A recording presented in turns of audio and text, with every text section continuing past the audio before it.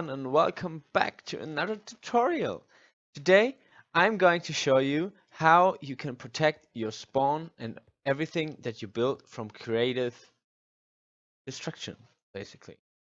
Let's say you have a creative server for you and your friends and for the public or whatever, and you want to prevent other people from breaking your spawn, but allow them to build whatever they want outside of the spawn. As you can see, when I'm close to the spawn, I'm not able to break any blocks, I'm not able to place any blocks, I can't even do anything, but as soon as I leave, I'm able to build again. And everything that you need for a contraption like this is basically to prevent people from building or breaking blocks in creative mode. All you need is one single command.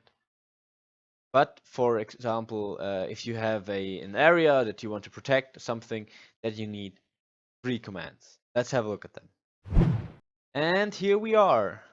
These are the 3 command blocks that do all the work in the protection that I just showed you. And like I said before, only these two are only there to give me a tag and to remove it again when I'm outside of the area, and this one is actually the one that prevents the breaking.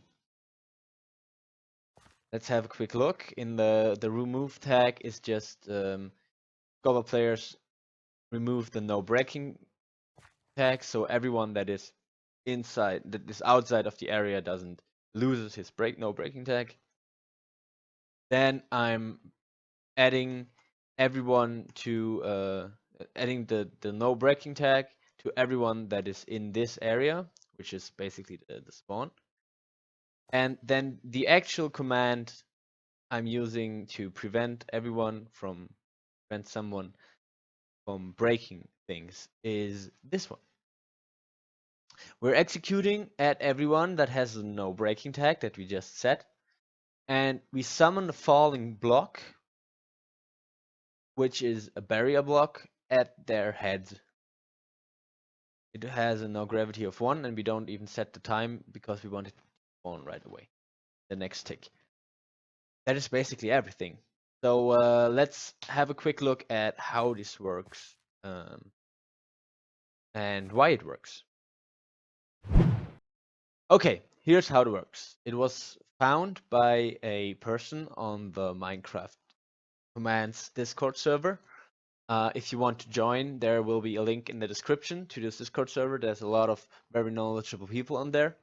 And a user by the name Elimi5, you'll find a link to him in the description as well. He found a technique, or he found this technique, which basically relies on falling blocks. They're not called falling sand anymore. It's 1.11. They're called falling blocks. And the way it works is that we execute at every player. Let's remove this tag for demonstration purposes, and we summon a falling block. You know what? Let's make it every player in game mode 1, and we'll summon the falling block at their head level, and we make that block a barrier. All right. So the barrier part is important, so you don't see the block. Actually, we could, for example, we'll change this to a stone. And as you can see, I permanently have a stone on my head, which prevents me from clicking, because there's always the hitbox of the falling sand is always around me, and I'm never able to click anything. As you can see, it will create this weird shadowy thing, but there's basically no way around that. As you can see here, there's a very short time frame where you are actually able to break blocks when you're falling down, which means that if you have, for example, a click macro, then you might be able to break blocks actually. And Yeah, obviously you don't want to have everyone run around like this, right? So you can just go and change the thing to barriers. In the meantime, I've altered this command to only work on people in game mode 1 that have a minimum radius of 3 around this command block, so we can still access the command block without having to destroy the command block itself because of the falling sand. And as you can see, as soon as I'm far away, there's this weird shadows thing again, but you can't see all of the thing around me.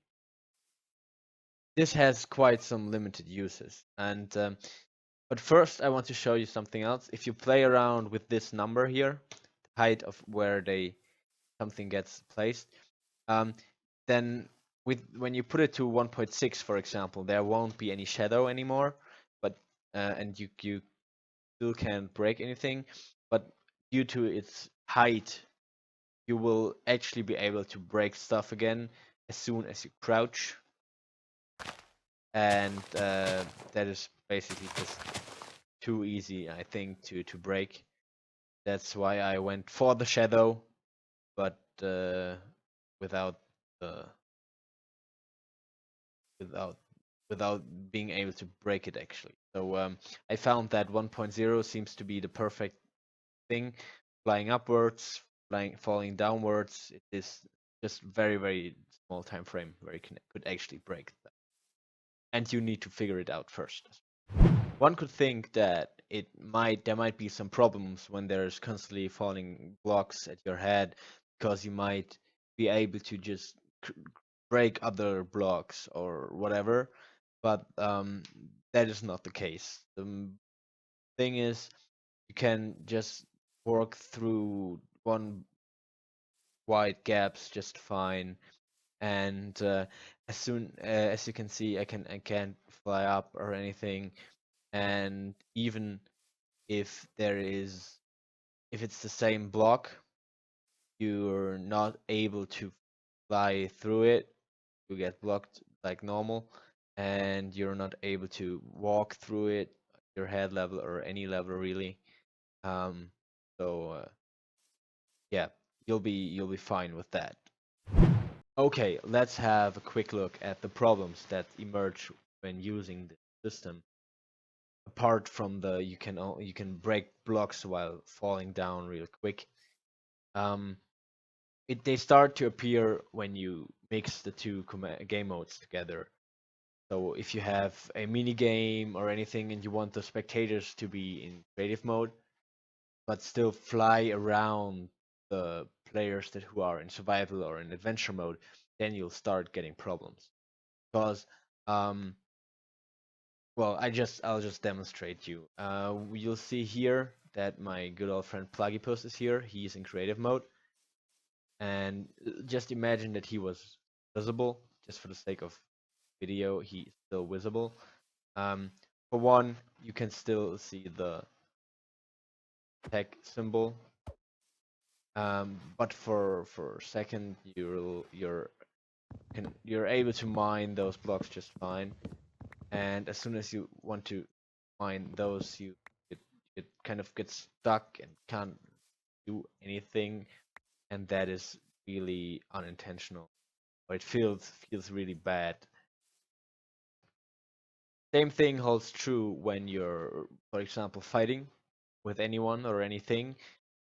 Let's take this cow, for example. I want to kill this cow, and since Plagiatus he's here, let's just make him invisible for the sake of video. Let the particles fly off of him for good measure, and also you can see the weird shadow at the floor there. And if I were to try to hit this cow, nothing would happen. Imagine this is a player and we're trying to fight each other or something. It won't work. Same with the bow. If you're trying to shoot it, it would just behave as if it were invisible, because you're shooting a floating block that actually is not, that is actually invulnerable.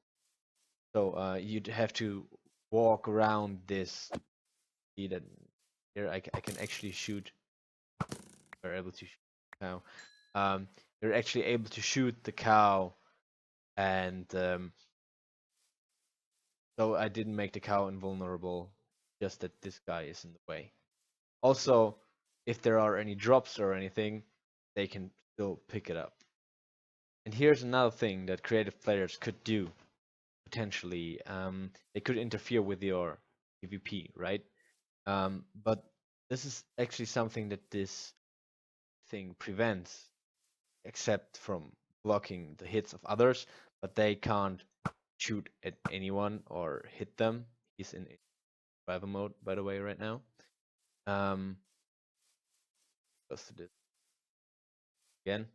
So actually in survival mode. Um, you're you're not able to hit anything with the sword, and you're not able to shoot anything with the arrow either, with the bow and arrow either, because it just gets stopped from the falling block on your head immediately anyway. Alright, that is about everything that I can say about this command. Again, a huge shout out to LME5. Find him in the description for finding this command block and letting me record a video about it. And also a shout out to, wait, what's his name? NitroBerry. Shout out to NitroBerry for creating the spawn that I used in my video. You'll find the link to his planned Minecraft project down there as well. And yeah, that's all from me for now. Thanks for watching, and I hope to see you soon.